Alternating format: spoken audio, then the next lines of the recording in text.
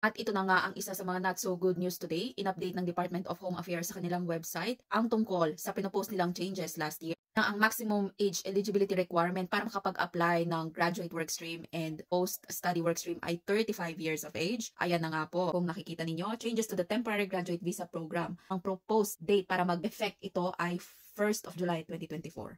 Pero eto ang medyo nakakataas ng kilay. Kapag ikaw ay Hong Kong and British national, pwede ka pa rin mag-apply if you are under 50 years of age. Same pa rin yung rulings, dapat ang occupation mo ay listed sa medium and long-term strategic list. Valid pa rin ng 18 months yung visa mo, pero i-rename na nila ito from temporary graduate work stream to post-vocational education stream. Pareho din yung age requirement for post-study work stream, 35 years of age under. I-rename na nila ito from post-study work stream to post-higher education work stream. Yung visa validity ay may bahagyang changes. Bachelor's degree, 2 years. Master's by coursework, 2 years.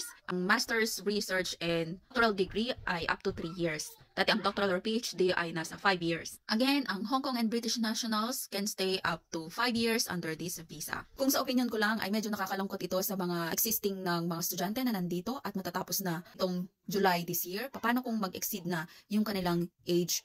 Hindi pa natin alam kung ano yung proposal para sa mga existing na students dito. Sana ay merong mas maganda na plan para sa kanila, hopefully. See it for yourself. I-visit nyo po yung website for more information.